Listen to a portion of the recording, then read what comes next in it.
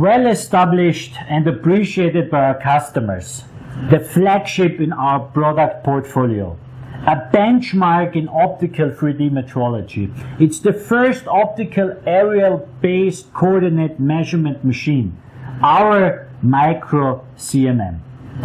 Next to me, the 3-axis device, and on the other side the extension with the real 3D unit to 5-axis.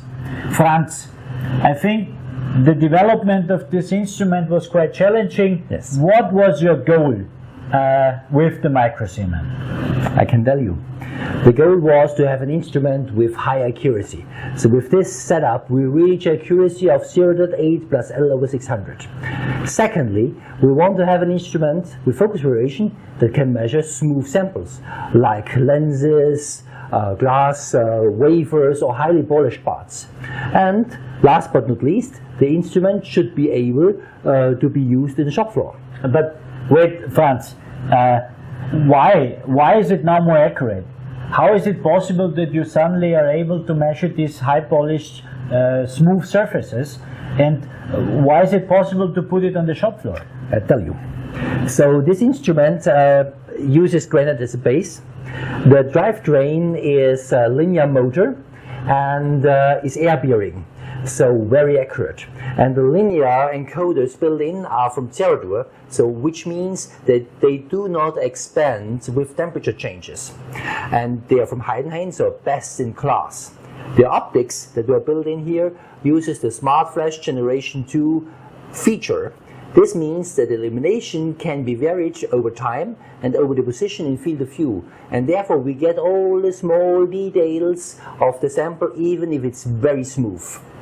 And we use temperature sensors, and since we use this very rigid setup, the system can also be used in shop floor with very good accuracy.